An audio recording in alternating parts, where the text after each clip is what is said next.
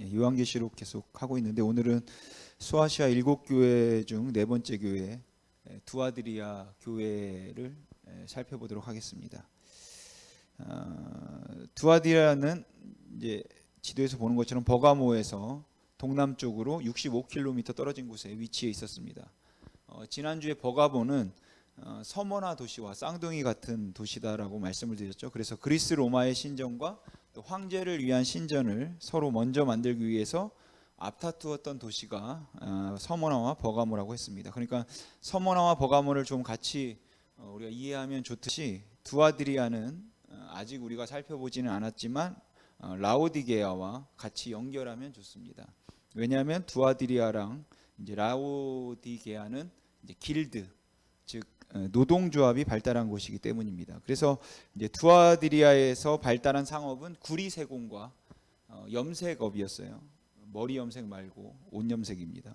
그래서 구리를 세공하는 것과 염색업은 그 당시 소아시아와 로마 제국 전 지역에서 가장 뛰어났던 곳이 두아드리아입니다. 사도행전 16장에 보시면 바울이 빌립보 교회를 세울 때 만났던 자색옷감 장사 이제 루디아가 있는데 그가 바로 이제 두아드리아 사람이죠.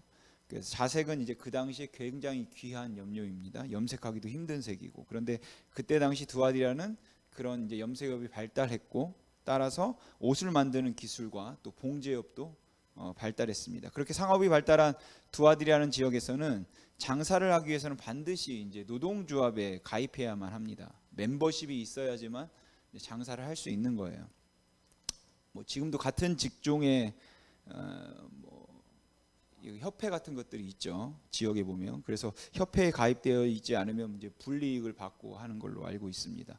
아무튼 이 두아드리아에서 노동조합에 가입하지 않으면 절대로 물건을 받을 수 없고 또 사업도 할 수 없는 것이에요. 그러면 여러분 노동조합에 가입했다는 말은 무슨 의미일까요?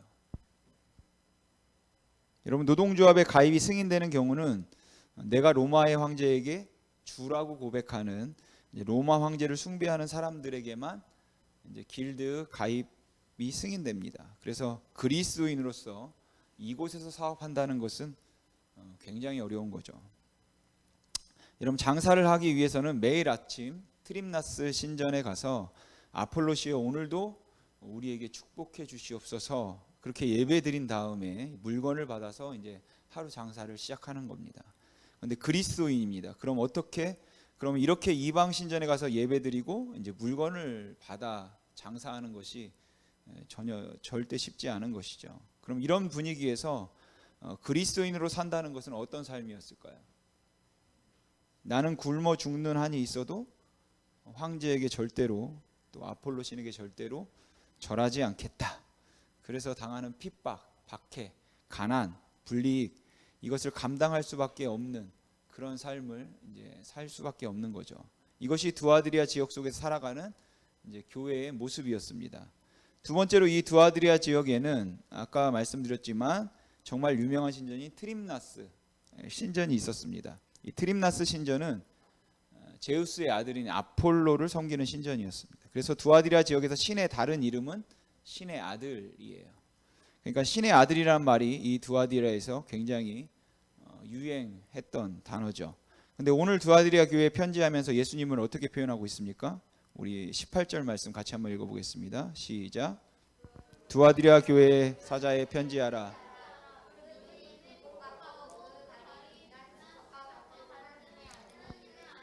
이르시되 아멘. 그러니까 이 두아드리아 지역에 나타나신 예수님의 모습은 하나님의 아들이라는 것이죠. 그리고 이렇게 표현한 것은 두아드리아 지역의 특성이랑 아주 관계가 깊은 것입니다. 여러분 이 표현은 요한계시록에서 처음이자 마지막 표현이에요. 단 한 번도 예수 그리스도를 하나님의 아들이다라고 표현한 적이 없습니다. 직접적으로 예수 그리스도라고 표현하든지 아니면 뭐 신랑이라든지 어린 양 이렇게 표현하든지 했지 계시록 1장부터 22장까지 단 한 번도 예수님을 하나님의 아들이라는 그 표현이 쓰이지 않습니다. 이곳 두아드리아 교회만 이 하나님의 아들이라는 표현을 써요. 그 이유는 두아드리아 지역의 트림나스 신전의 그 배경, 제우스의 아들 아폴로를 섬기는 그 배경 때문이죠. 그래서 성경은 그 당시의 배경과 문화와 또 종교적 상황, 또 언어 이런 것에 대한 공부가 필요하고 그것을 아는 것은 무턱대고 믿는 게 아니라 그것을 아는 것은 굉장히 중요합니다. 이 당시 최고의 신은 제우스입니다. 그리고 조금 전에 말씀드린 것처럼 제우스에게는 아폴로라는 아들이 있습니다. 그래서 두아드리아 지역의 사람들 머릿속에는 그 종교적 인식 속에는 누가 물질과 풍요를 갖다 주는 신으로 알고 있었냐면 신들 중에 최고의 신은 제우스 그리고 그의 아들인 아폴로다 이렇게 생각하고 있었던 거예요. 마치 옛날 우리 조상들이 아기를 낳기 위해서는 삼신할매를 찾아가듯 아니면 물을 떠서 달림에게 빌었듯이 그들은 아폴로 신에게 예배하는 거죠. 그렇게 신전에서 가장 추앙받던 신이 아폴로 신이었습니다. 그래서 두아드리아 사람들의 인식 속에 아폴로는 그 도시를 풍요롭게 하고 또 생명을 주고 번영을 갖다 주는 신으로 이해되고 있었어요. 그래서 주님은 요한을 통해 두아드리아 교회에 이 말씀을 하시는 것이요. 이 세상을 주관하고 살피며 이끌며 운행하며 풍요를 주고 생명을 주며 번영을 갖다 주는 신은 너희들이 알고 있는 제우스의 아들 아폴로가 아니다. 천지의 만물의 주제는 바로 나다. 하나님의 아들 바로 나다. 하나님의 아들이신 예수 그리스도. 그러니까 너희들이 혼돈하지 말아라. 그것을 오늘 이 두아들에게 편지의 서두에서 하나님께서 드러내고 싶으신 것입니다. 그러니까 이 하나님의 아들이라는 표현 속에는 제우스의 아들 아폴로가 아니라 하나님의 아들 예수 그리스도가 천지 만물의 주제다라는 것을 강조하고 있는 것이죠. 사실 하나님의 아들이라는 이 표현이 우리에게는 너무 익숙한 표현일 수 있어서 그냥 읽고 예수님은 하나님의 아들이라고 표현했나 보다 할 수 있죠. 하지만 이 짧은 하나님의 아들이라는 표현 속에는 너무나 깊은 두아드리아 교회에 하고 싶은 말씀 중에 하나라는 것이에요. 여러분 만약 우리가 이 편지를 받은 두아드리아 교회 성도라고 한번 생각해 보십시오.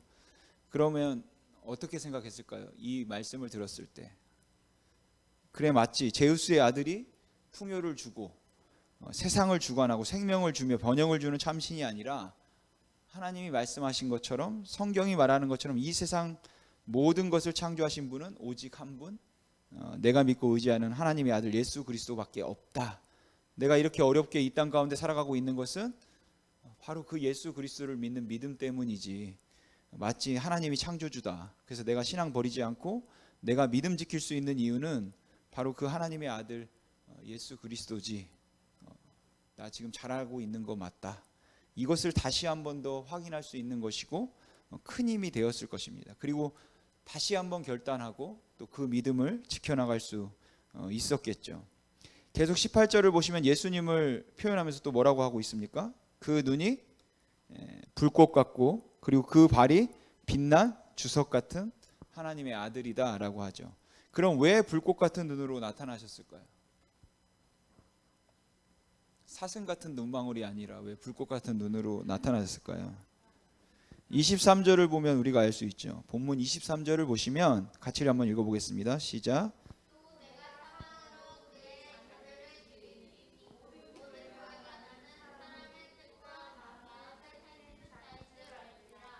너희 각 사람의 행위대로 갚아 주리라. 아멘.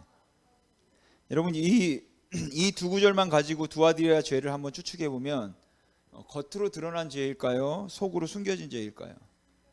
나는 사람의 뜻과 마음을 살피는 자인 줄 알지라. 그리고 불꽃 같은 두 눈으로 보신답니다. 그러니까 우리가 숨겨진 죄라는 것을 알 수 있겠죠. 그러니까 두아드리아 죄는 다른 이전의 교회와는 달리 은밀한 죄, 드러나지 않는 죄라는 것이죠.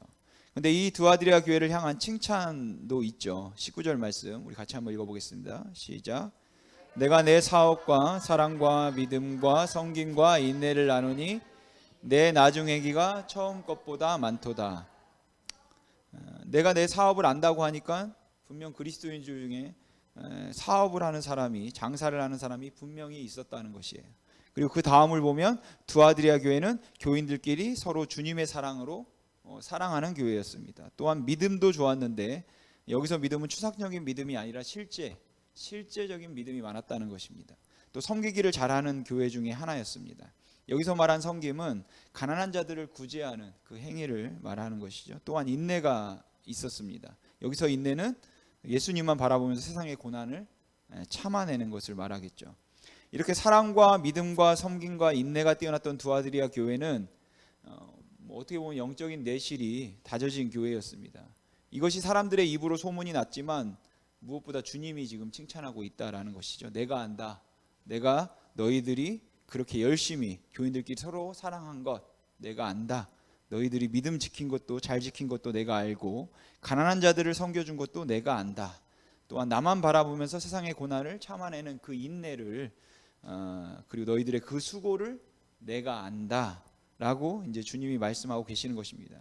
그러면서 내 나중 행위가 처음 것보다 많다라고 말씀하세요. 뭐 처음 예수 믿었을 때는 별로였는지 아니면 처음 예수 믿을 때부터 잘했는지 뭐 그건 정확히 알 수는 없지만, 그런데 에베소 교회와 비교해 보면 에베소 교회는 처음에 잘했지만 점점 그 열정이 식고 구원의 감격이 식어 이제 점점 못하는 교회였다라고 우리가 살펴봤었죠. 그래서 두아드리아 교회도 그 처음 감격이 에베소 교회와 비슷했다면, 그렇게 생각해 보면 처음 잘하는 것을 유지하는 것도 우리가 쉽지 않은데 더 나아졌다라는 것이에요. 여러분, 사실 처음보다 나중이 더 나은 경우는 여러분의 삶을 살펴보다 알겠지만 굉장히 드뭅니다. 우리가 누구를 섬기든지 아니면 사역을 감당하든지 처음에 뜨겁게 시작을 하지만 대개의 경우에 있어서 시간이 지나면 점점점 좀 약해지거나 아니면 그 열심히 식어가는 것이 뭐 대부분의 일반적인 사람들의 모습이라서 뭐 그것이 일상의 반복으로 인한 지루함 때문일 수도 있고, 또 별로 결실이 없다고 생각될 때 이제 쉽게 실망하기 때문일 수도 있겠죠. 그래서 사실 어떻게 생각하면 항상 처음보다 나중이 더 어렵습니다. 은혜를 받고 뜨겁게 기도 생활을 시작한 사람이 그 기도 생활을 유지하기가 힘들고, 또 하나님의 말씀에 대한 열망을 가지고 이제 성경을 읽어야겠다, 성경 공부를 시작해야겠다 하는 사람이 그 하나님의 말씀을 지속적으로 공부하기가 어렵고, 선교를 시작해서 그 선교에 불을 붙였던 사람이 정말로 오랜 시간 동안 계속해서 선교를 하기가 쉽지 않다는 것이죠.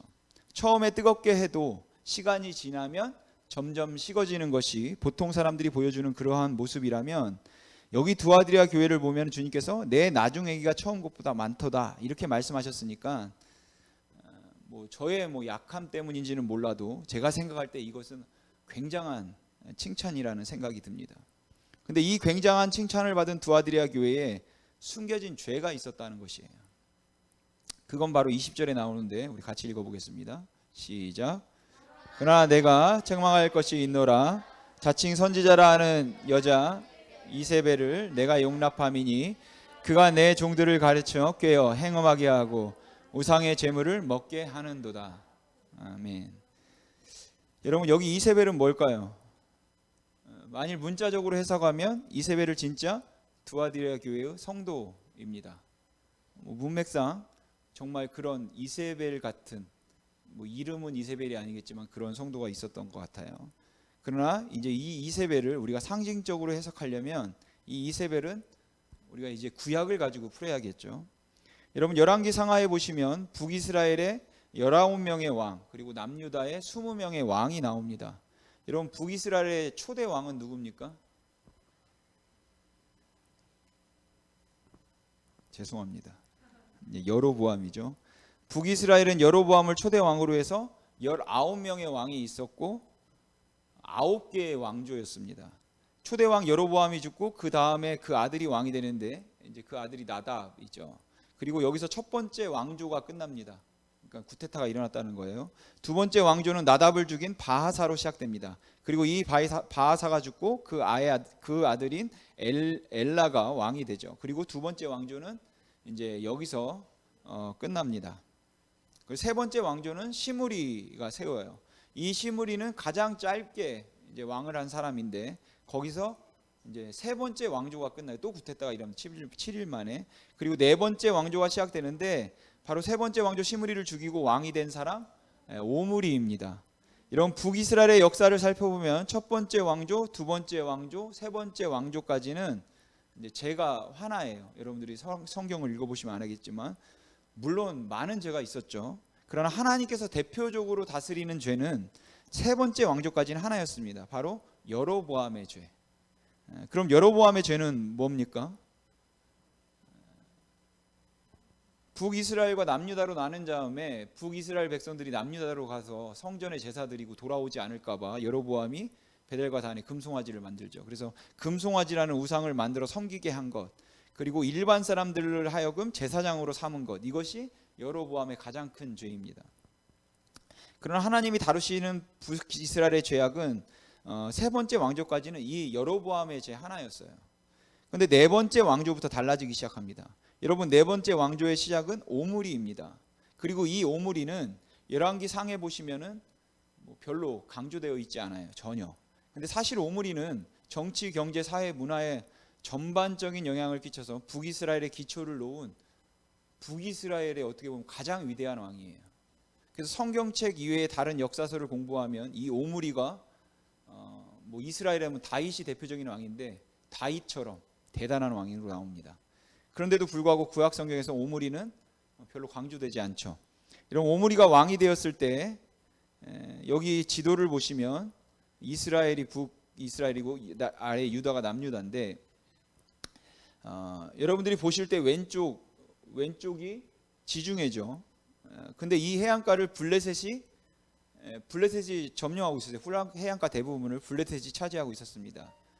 이 당시 배로 무역을 하게 되는데 지중해로 배를 띄워야지만 큰 돈을 벌 수 있는 것이에요. 근데 이제 북이스라엘의 그 무역로를 통해서 백길 말고 육지 무역로를 통해서 돈이 들어오기 시작했어요. 그러면 더 크게 벌기 위해서는 이제 지중해로 배를 띄워야 되는 거죠. 근데 블레셋과 워낙 원수니까 손잡기는 좀 그런 거예요. 블레셋과 손잡기는. 그래서 남쪽은 우리가 좀 포기하고, 북이스라엘에서 남쪽은 포기하고 항구를 뚫기 위해서 북쪽으로 가는데 그게 바로 두로입니다. 두로. 저쪽 우쪽에 있죠. 페니키아 아래 두로라고 있죠. 여기 두로와 시돈이 있는데 북이스라엘의 오므리가 지중해의 무역을 뚫기 위해서 손잡은 왕이 두로와 시돈 왕이었어요. 여러분, 무역하라고 경제 협정 맺는 것, FTA 하는 것, 여러분 이게 죄입니까? 그건 죄는 아니죠.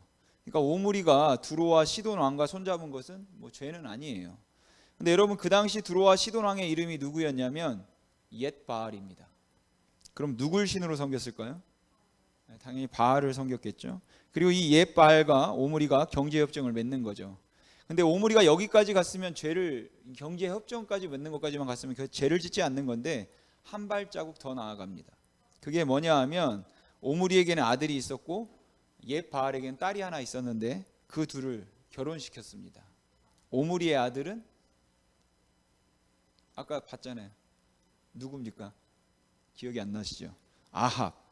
옛 바알의 딸의 이름은 이세벨. 그래서 이 이세벨과 결혼해서 이세벨이 북이스라엘의 왕비의 자격으로 오죠.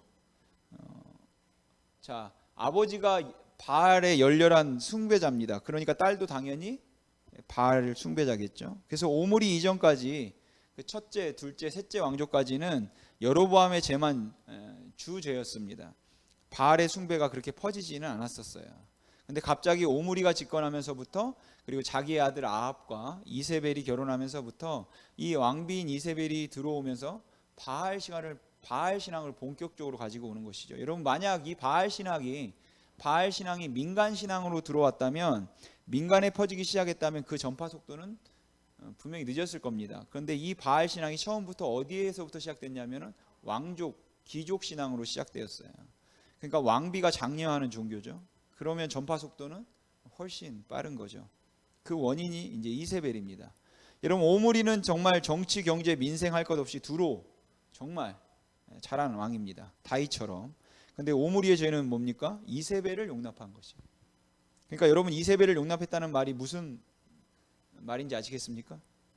우상 숭배와 거짓 신앙을 이스라엘에 들어오게 한 것이죠. 그러니까 이세벨을 용납했다는 것이 구약에 나오는데 그것을 그대로 요한계시록이 이제 가져오는 것입니다.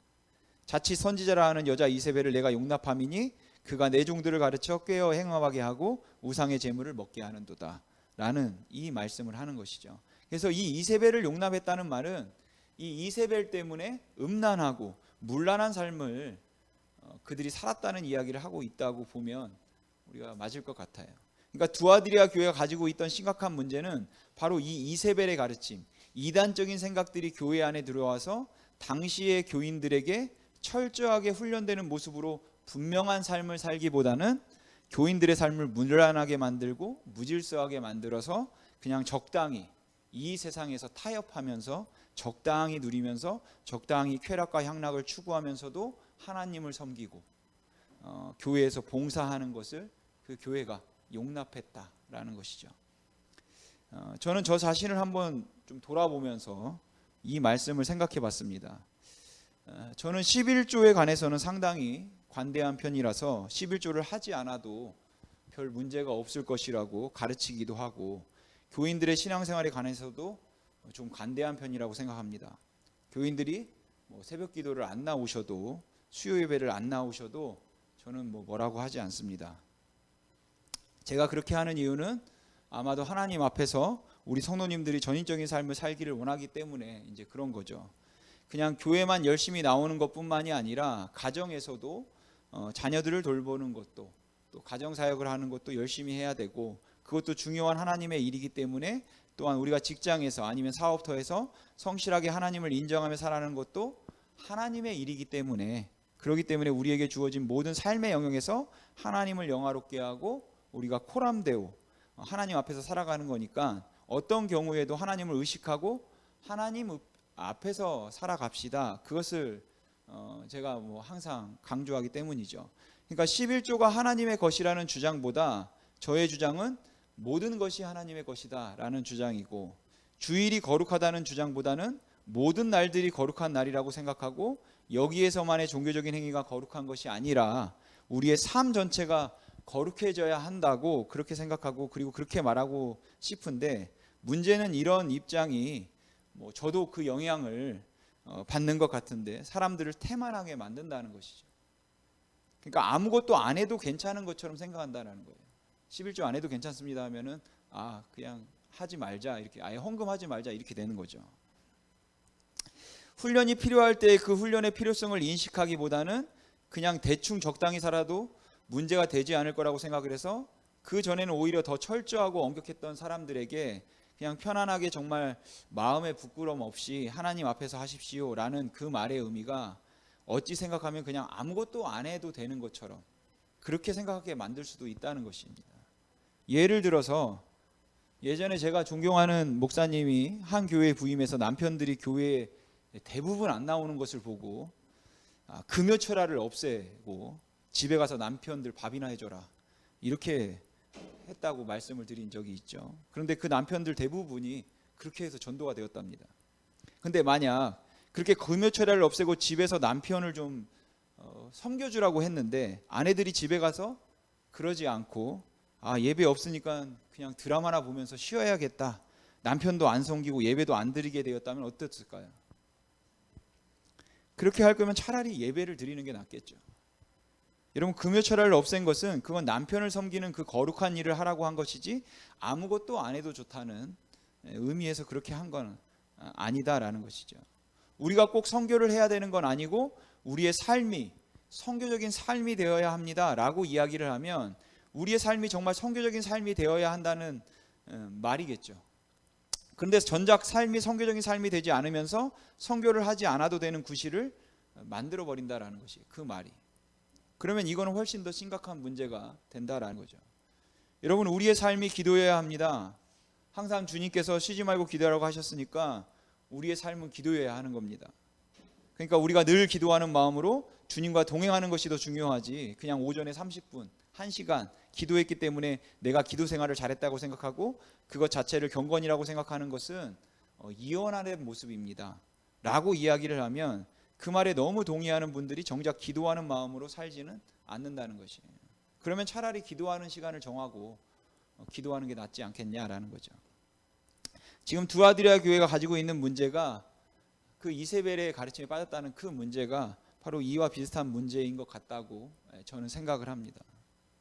두아드리아 경우에 있어서 그런 의미에서는 상당히 너그럽고 사랑이 있는 교회였다는 거죠. 모든 사람들을 포용하고 모든 사람들을 덮어주는 것인데, 그 모든 사람들을 덮어주고 포용해서 사랑도 섬김도 인내도 그리고 사업도 전보다 점점 더 왕성하고 늘어나긴 했는데 그렇게 하나님을 위해서 산다고 하고 하나님을 위해서 그렇게 헌신한다고 해서 그런 사업들이 많이 늘어나고 사랑과 인내를 하는 사람들이 어떻게 이세벨을 용납해서 간음을 할 수 있냐라는 것이죠. 있을 수 없는 일이잖아요. 이건 완전히 모순된 모습이죠. 사랑도 있고 포용도 있고 교회에서도 열심히 하고 사업도 잘하는데 삶은 문란한 것입니다. 근데 그것을 용납하고 있었다는 것은 이것은 그냥 모든 것을 편안하게 생각하고 쉽게 생각했다는 그러한 의미였다라고 저는 생각합니다. 그러니까 여기에는 분명 자유함이 있었지만 치열함이 없었고 관대함이 있었지만 철저함이 없었던 것이죠. 여러분, 우리가 신앙생활을 하면서 정말 중요한 것은 7개의 교회를 보면서 계속해서 우리가 느끼겠지만 결국 우리의 신앙생활에서 중요한 것은 균형이라고 생각합니다. 그런데 이 균형과 조화를 가능하게 만드는 것은 무엇인가 하면 하나님의 임재라고 생각해요. 우리가 하나님 앞에서 살아가기 때문에 거기에 일관성이 있는 겁니다. 여기에선 열심인데 저기서는 아닌 것 같은 그런 모습이 그렇다면 가능하지 않다라는 것이죠. 우리가 약대는 삼키면서 하루 사이는 걸러내는 그런 모습이 가능하지 않다는 것이에요. 회양과 근채와 박하에 그 채소의 11조까지 드리면서 집에서 음식할 때 넣는 양념의 11조까지 철저하게 드리면서 정의와 긍휼과 믿음을 저버리는 이 모습은 모순된 모습이다라는 것이죠. 왜냐하면 하나님의 임재 앞에서 산다고 하는 그 의식을 갖는다면 그 의식은 틀림없이 우리에게 조화를 만들어내기 때문에 그렇습니다. 그리고 그 조화, 그 균형이라는 것이 저는 일관성이다라고 생각해요. 어떻게 사랑과 섬김이 더 많아졌는데 어떻게 선교를 더 열심히 전보다 더 많이 하는데 근데 그 삶은 전보다 더 향락적이고 문란해지고 더 세속적이다면 그러면 이건 문제가 있는 것 아니겠습니까? 저는 그렇기 때문에 사실 이 문제가 균형의 문제라면 정말 중요한 것은 우리의 마음을 살피는 것이고 행위를 보고 판단할 게 아니기 때문에 그래서 주님께서는 이 두아리아 교회를 향해서 말씀하시면서 주님을 모사할 때 눈이 불꽃 같다 이렇게 하는 거죠. 앞에서 말씀드렸듯이 숨어있는 죄, 그 중심을 꿰뚫어 본다는 것입니다. 그러니까 하나님 앞에서 어설프게 합리화시키지 말라는 것이에요.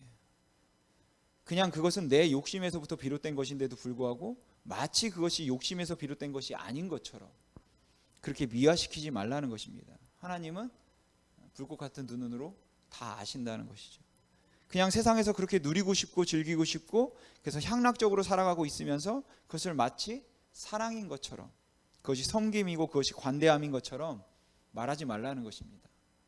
그러기에 그런 의미에서 교회는 강함과 유연함을 가지고 있어야 되고 엄격함과 자유함의 조화가 있어야 되고 관대함과 철저함의 그 조화와 균형이 있어야 되는데 이것을 가능하게 만드는 것이 무엇인가 하면 바로 내가 하나님 앞에서 하나님을 의식하며 살아간다는 불꽃 같은 눈으로 나를 바라보고 계시는 그 하나님 앞에서 내가 살아간다. 그리고 그 우리의 마음을 살피는 거라는 겁니다.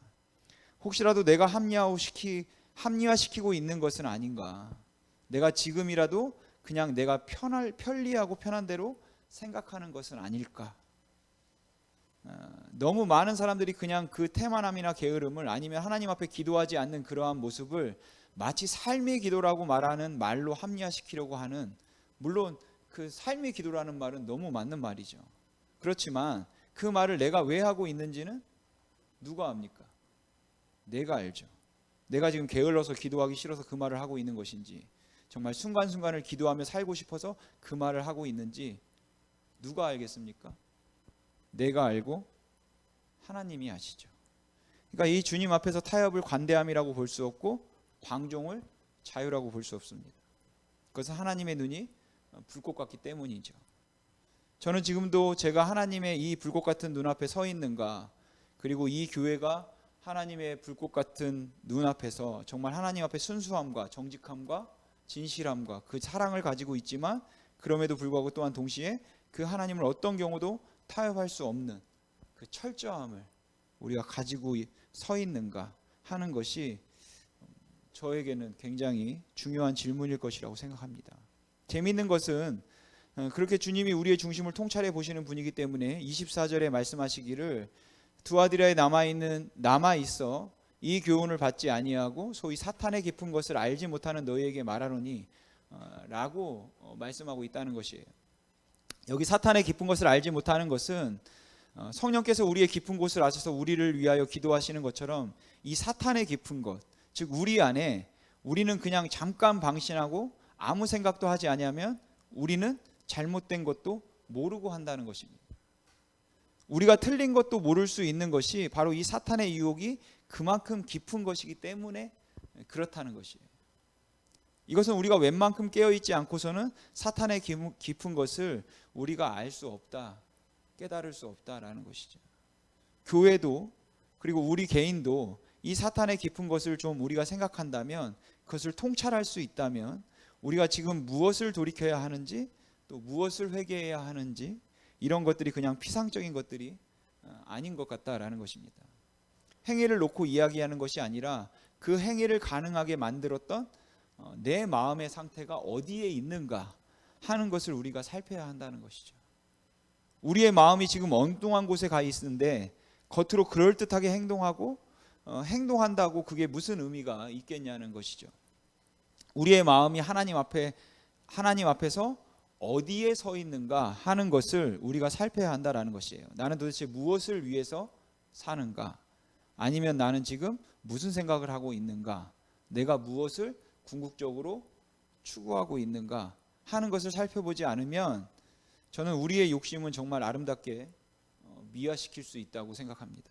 우리의 탐욕도 미화시킬 수 있고 우리의 음욕도 미화시킬 수 있습니다. 아무 문제가 없는 것처럼 그렇게 보일 수 있다는 것이에요. 그래서 지금 우리가 오늘 하나님 앞에 예배하면서도 정말로 우리의 마음속을, 내 마음속을 살펴보아야 될 것 같습니다. 하나님, 제가 정말 전인적으로 그리스도인의 삶을 말하고 있는 겁니까? 아니면 편리함을 말하고 있는 겁니까? 제가 복음 안에서 자유함을 말하고 있는 겁니까? 아니면 방종을 말하고 있는 겁니까? 하나님, 제가 정말로 이 교회에 대한 애정과 열정을 말하고 있는 겁니까? 아니면 나를 말하고 있는 겁니까? 주님, 제가 주님을 말하고 있습니까? 그렇지 않다면 나를 드러내고 있습니까? 우리가 이것을 묻고 우리가 살펴야 된다라는 것이죠. 물론 목사인 제가 제일 많이 물어야겠죠. 제가 이 자리에서 이렇게 설교를 하는 것도 제가 무슨 일을 하든지 간에 주님, 제가 정말로 주님을 드러내고 싶은 겁니까? 아니면 나를 드러내고 싶은 겁니까? 우리가 하나님 앞에서 그렇게 들여다보지 않으면 얼마든지 우리 자신을 합리화시킬 수 있기 때문에 불꽃 같은 눈으로 보시는 그 주님 앞에 내가 견고하게 서서 진정한 자유함을 경험할 수 있고 진정한 그런 너그러움과 간대함을 보일 수 있는 그러한 모습이 우리가 균형적으로 있어야 될 것이라고 생각해요. 그래서 우리는 진리 안에서 사랑을 행하고 또 사랑 안에서 또 진리를 말하고 사랑과 진리 두 개 어느 것도 빠지지 않는 그 조화된 모습을 우리는 우리 안에서 살펴보아야 하고 이 교회는 바로 그 사랑과 진리가 함께 있는 교회가 될 때 정말로 우리 심히 있는 교회도 그리고 저 자신도 또 여러분도 하나님 앞에 살아갈 때 무엇이 부족할까? 부족한 것이 무엇일까 하는 것을 찾는데 제가 이 이야기는 결국 중요한 것은 하나님 앞에서 아주 정직하고 그리고 진실하고 진실되고 냉철하게 우리의 마음을 살펴야 된다라는 것이죠. 어떤 결정을 하든지 어떤 앞에 있든지 다른 사람이 쉽게 판단할 수 있는 문제는 아니라 할지라도 저는 정말 하나님 앞에서 내 마음을 살펴보는 것, 하나님 앞에서 얼만큼 내가 진실한가, 이게 정말 중요하겠다는 생각을 하게 됩니다. 저와 여러분이 오늘도 하나님 앞에서 여러분 우리 모두가 진실할 수 있으면 좋겠습니다. 여러분들이 영적으로 병든 것을 그냥 바빠서라고 말하면 안 되는 겁니다. 병든 건 병든 겁니다. 여러분들이 해이하고 태만해진 것은 그것은 다른 이유 때문이 아니라 내게 문제가 있어서 그런 겁니다. 그것을 그냥 나는 하나님 앞에서 삶 전체는 주님께 드리기 때문에 그렇다고 말만 할 수 있는 건 아닌 것 같아요. 우리가 하나님 앞에서 내가 얼마나 철저하고 얼마나 엄격하고 그리고 얼마나 분명하게 하나님 앞에 서 있는가, 그리고 내가 그렇게 하지 못하는 이유가 정말 불가피하고 어쩔 수 없는 상황에서 여전히 주님을 사랑하지만 지금은 내가 어쩔 수 없는 상황이니까 그런 것이다. 아니면 주를 향한 내 마음이 식었는가? 그것은 불꽃 같은 눈으로 저의 마음을 보시고 또 여러분의 마음을 보시는 하나님 앞에서 우리가 기도하며 고민하고 찾아야 할 문제라고 생각합니다. 그래서 두아디아 교회를 향해서 주님께서 말씀하셨던 것처럼 우리가 하나님 앞에서 우리의 중심을 아주 깊이 총탈할 수 있는 그러한 마음이 오늘 이 예배 중에 저와 여러분에게 새로워질 수 있으면 좋겠습니다. 그런 자들에게 주신 하나님의 약속을 한번 보시죠. 본문 28절입니다. 내가 또 그에게 새벽별을 주리라. 잘하면 새벽별을 주신다고 합니다. 자, 그럼 여기서 말하는 새벽별은 뭘 의미할까요? 어려운 것 같지만 요한계시록 본문에 다 해석해 놓았습니다. 우리 요한계시록 22장 16절 말씀 같이 읽어보겠습니다. 시작.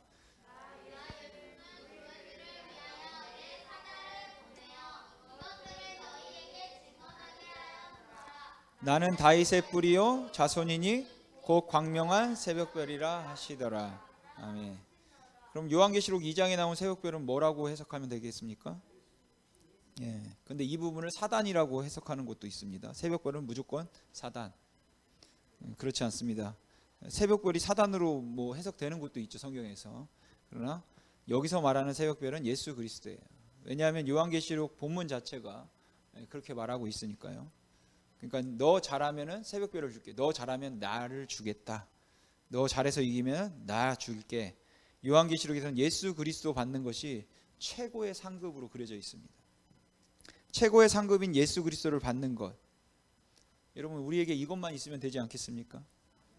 저와 여러분이 이 상급을 받을 수 있도록 신앙생활에 여러분들 조화와 균형을 이루고 나태함이나 게으름에 어떤 합리화를 시키지 않기 위해서 항상 내 마음의 깊은 곳을 살피는, 그래서 내가 항상 하나님 앞에서 어디에 서 있는가 라는 것을 묻고 고민하며 분명 복음에는 자유함이 있습니다. 자유함이 있지만 동시에 치열함이 있음을 여러분 잊지 말고, 피 흘리기까지 싸우라고 말씀하시잖아요. 그 치열함이 있음을 잊지 말고, 또 관대함이 있지만 그만큼 나에 대한 철저함이 여러분 있어야 함을 잊지 말고 그렇게 살아가시기를 주님의 이름으로 소망합니다. 기도하겠습니다.